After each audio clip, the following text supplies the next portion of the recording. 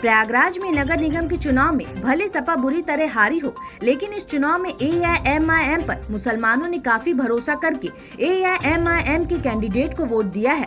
यही कारण है कि पार्षद की 2 सीटों पर AIMIM के उम्मीदवारों ने जीत हासिल की और मेयर प्रत्याशी रहे नकी खान को उम्मीद से भी ज्यादा वोट मिले। इसका मुख्य कारण मुसलमानों की सपा से नाराजगी मानी जा रही है।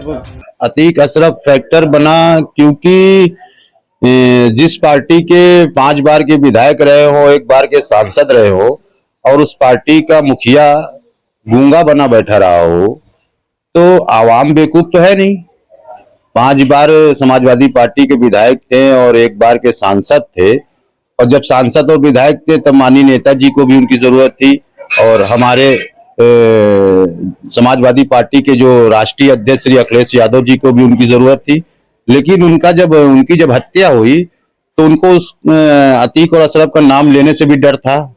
उन्होंने इतने ट्वीट किए, एक यादव की हत्या होती है तो भाई नाम ट्वीट किया जाता है, और अतीक और अशरफ की हत्या होती है सरेआम शूट किया जाता है और उनके कहने पर मिट्टी में मिलाया जाता है, तो उनका नाम तक नहीं लेते वो। तो मुसलमान बेवकूफ तो है नहीं कि उनको छला जा रहा है। 20 साल तो हमें ही छला गया। 20 साल आपने देखा होगा कि हमने समाजवादी पार्टी के लिए क्या किया। तो इसी तरह हमारी कौम, जो हमारे लोग हैं, जो हमारे मुसलमान भाई हैं, वो बेवकूफ नहीं है। अब वो उन्हीं के साथ चलेंगे जो उनकी आवाज उठाएगा। माफिया अतीक अहमद और उनके भाई अशरफ की हत्या के बाद अखिलेश यादव ने कोई खास बयान नहीं दिया था और जो ट्वीट भी उन्होंने किया उसमें भी अतीक और अशरफ का नाम नहीं लिया, जबकि अतीक सपा से कई बार विधायक और सांसद रहे।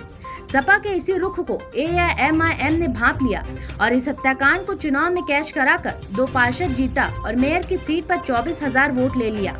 AIMIM से जीते पार्षद सलामत पहले सपा में थे, लेकिन अब वो असदुद्दीन ओवैसी की विचारधारा से प्रभावित हैं।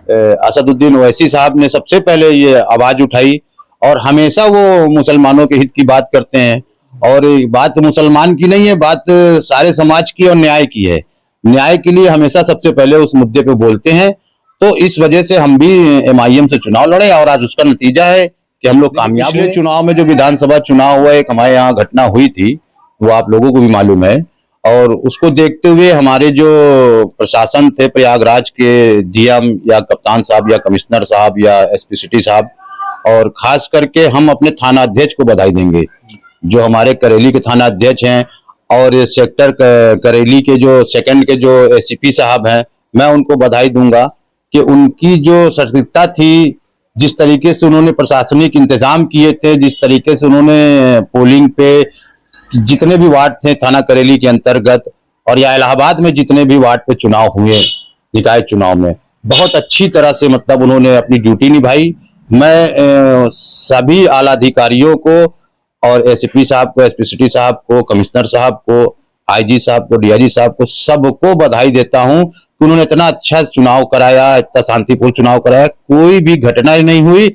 मैं फिर एक बार थाना अध्यक्ष करेली का तहे दिल से शुक्रगुजार हूं कि इतनी बड़ी घटना 2022 में हुई थी जो विधानसभा के चुनाव में, उसको देखते हुए उन्होंने बहुत ही मतलब टाइट अंदाज से जो चुनाव कराया और किसी तरह की कोई घटना नहीं हुई। वो थाना अध्यक्ष करेली भी बधाई के पात्र हैं। अतीक अहमद सबसे पहले निर्दलीय चुनाव लड़कर विधायक बने, उसके बाद लंबे समय तक सपा में रहे। सपा से कई बार विधायक चुने गए और फूलपुर के सांसद भी बने।